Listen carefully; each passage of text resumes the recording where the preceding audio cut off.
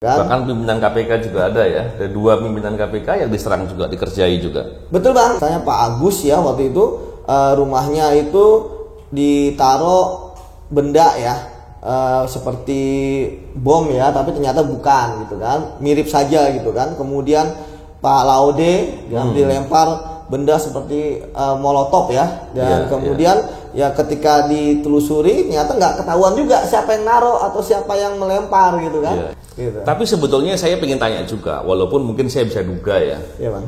Kenapa kok pimpinan sekarang nggak pernah diteror? Nah. Nggak pernah.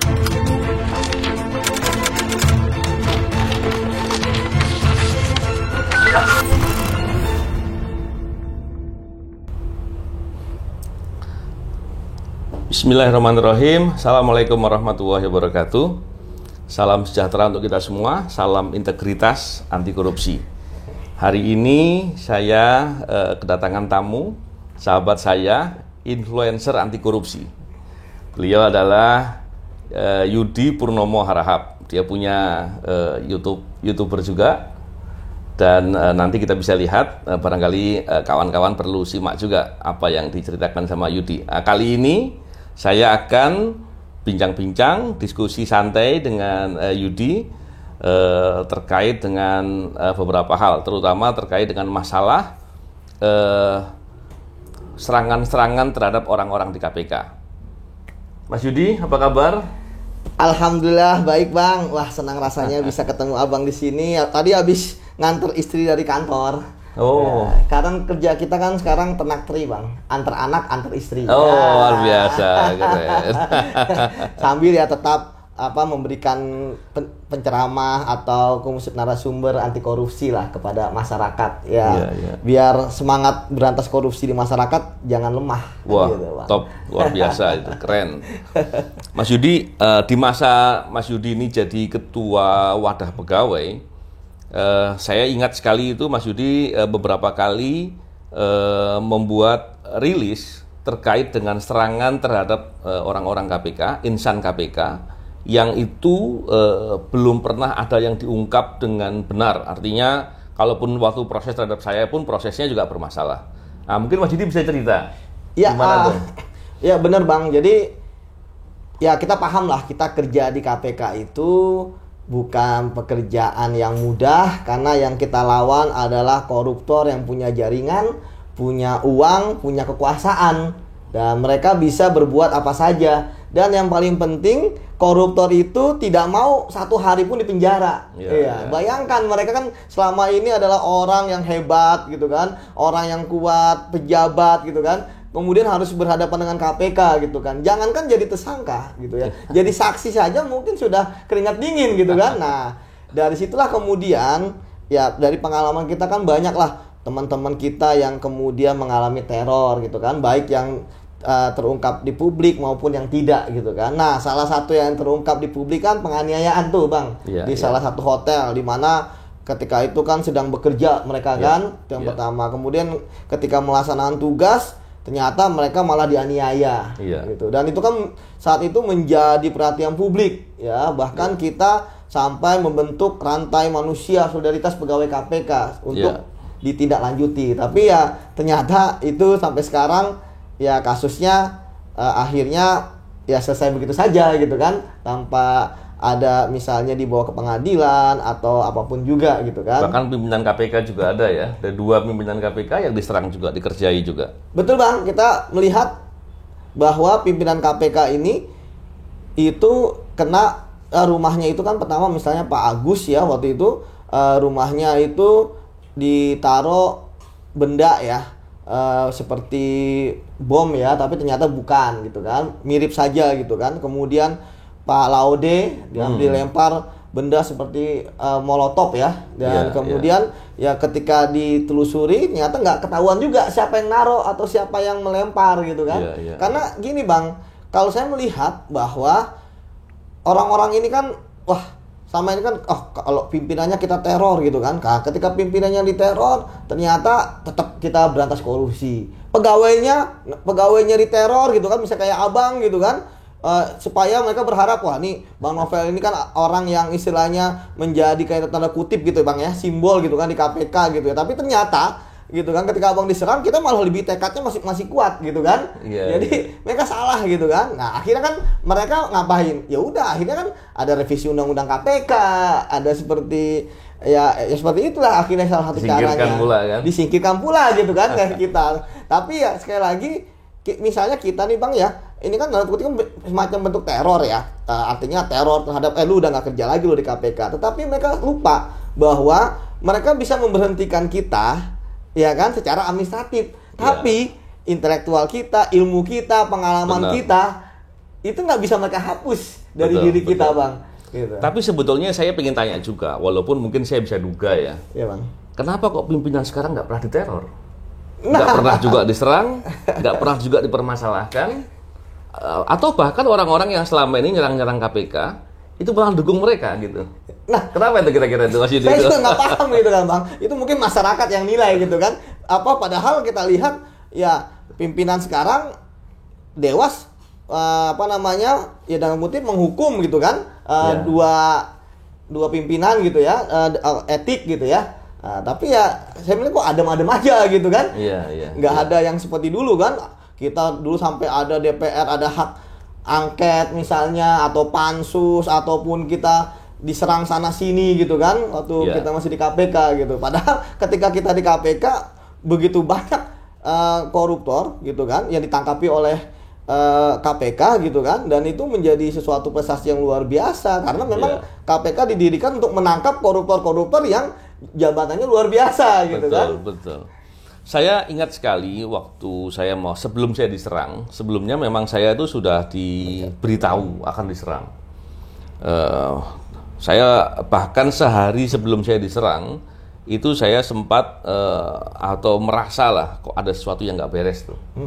Malamnya kemudian saya ajak teman-teman, Yudi ikut nggak salah ya? Ikut Bang, ikut. Saya ajak kumpul, saya jelaskan tentang update terakhir penyidikannya untuk kawan-kawan tuh bisa tahu semua detail untuk langkah lebih lanjut. Bahkan saya ingat saya rapatnya sampai jam 11 malam itu. Betul Bang. Yudi masih ingat nggak itu ceritanya itu? Saya masih ingat Bang, jadi waktu itu kan saya ingat perkaranya IKTP Bang ya.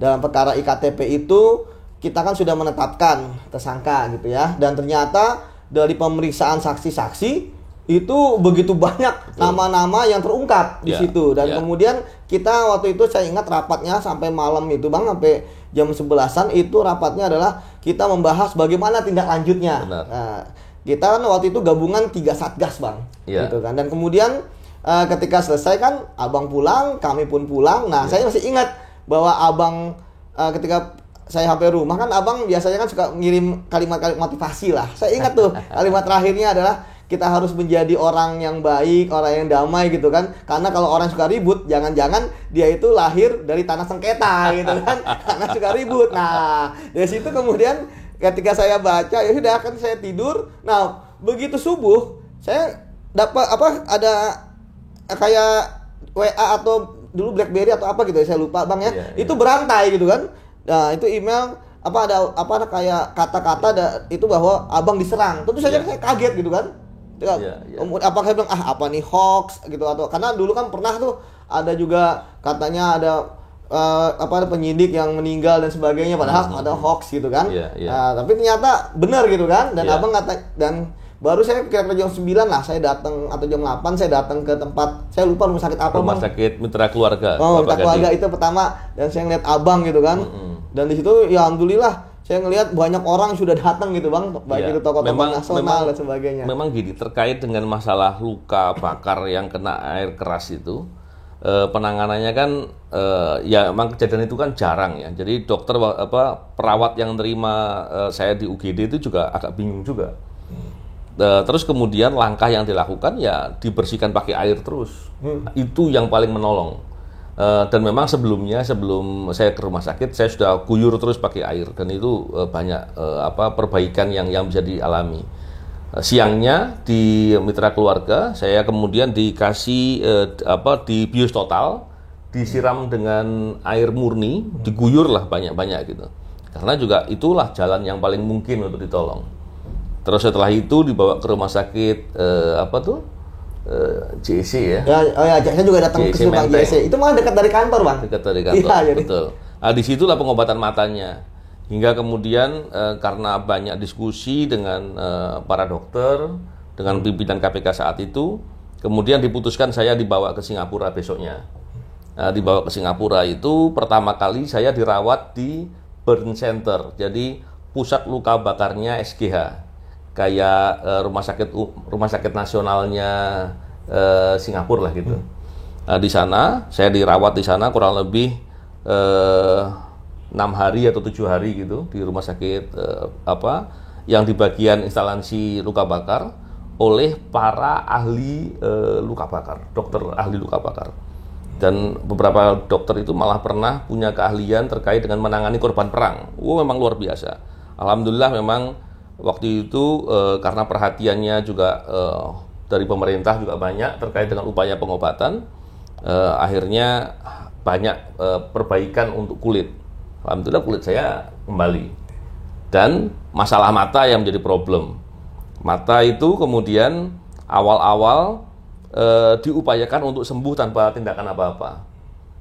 Saya di dua mata itu ditempelkan selaput dari plasenta, kayak stem cell gitu ya, dengan harapan sel-sel yang mati, yang rusak karena luka akibat dari zat kimia itu bisa regenerasi, bisa tumbuh lagi.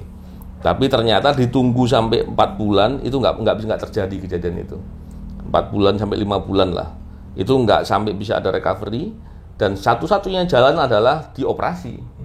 Nah, operasi inilah yang memang membuat mata saya berbeda ya. Karena operasi membuat yang tadinya jaringan biasa diganti dengan jaringan buatan dengan menggunakan gusi.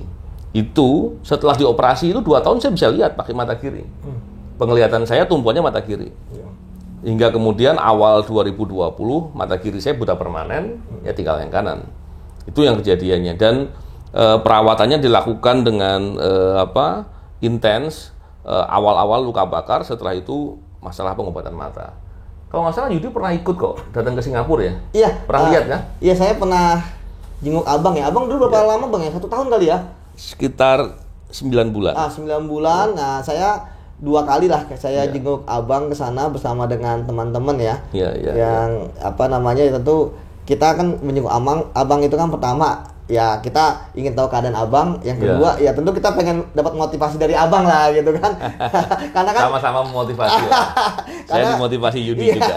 Karena kan kita paham juga lah, maksudnya walaupun kita nggak ada abang gitu kan, ya kita secara fisik kan kita masih koordinasi dengan abang sebenarnya kan di Indonesia gitu kan, kita minta arahan dan sebagainya gitu. Karena kalau dari saya kan ya mereka ya ingin melenyapkan abang gitu kan, atau bahkan mencederai abang, luka abang, tapi seperti tadi saya sampaikan bahwa ingatan abang, pikiran abang masih ada di kepala abang gitu kan, sehingga ketika kita minta arahan, misalnya ketika kita menghadapi jalan buntu penyidikan, kita misalnya arahnya harus seperti apa, ya kan abang selalu siap juga kan, walaupun di Singapura beri kita arahan gitu kan.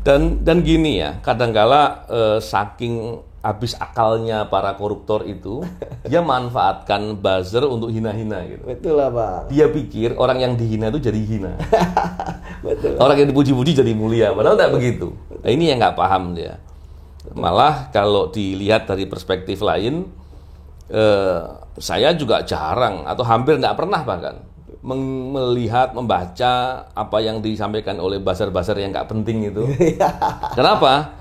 Ya dia menghina saya kok, store pahala kan dia ke saya. Betul, sudah, kan gitu ya. Betul, gimana ya? Betul Bang. Ya sama kayak gini Bang, ketika dikatakan bahwa ketika abang nggak ada gitu kan, kemudian kasus itu berhenti dan sebagainya, kan enggak. Kan di situ mereka nggak tahu bahwa abang masih kasatgas gitu kan, walaupun dalam kondisi perawatan, bahwa abang masih punya tanggung jawab moral pada kita gitu kan, abang masih memberikan arahan dan sebagainya. Itu ketika misalnya ketika kasus IKTP gitu kan naik gitu kan, tersangka berikutnya walaupun abang di rumah sakit, itu kan ada kontribusi abang di situ kan, abang kan kasatgas gitu kan, sementara kita kan ini kan penyidiknya ada penyidik madya gitu kan, kemudian penyidik muda gitu kan, di abang penyidik utama. Jadi sistem kerjanya yang tidak diketahui oleh para buzzer tersebut, tapi ya bagi mereka kan mau apa namanya, mau kebenaran seperti apapun gitu kan, ya itu nggak, mereka tutup mata gitu kan, Bang, seperti itu. Ya dia jual diri buat bayaran, yuk apa lagi. Saya ingat quote Abang tuh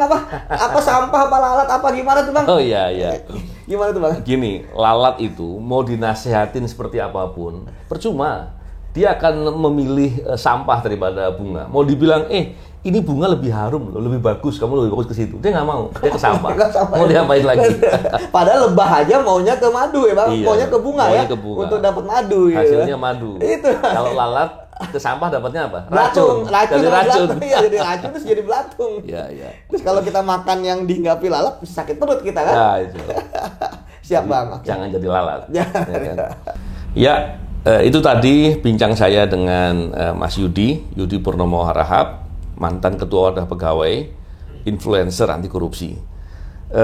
Semoga apa yang kita sampaikan bisa menjadikan bahan informasi dan pengetahuan bagi publik, dan semoga bermanfaat. Itu saja. Terima kasih. Salam integritas anti korupsi.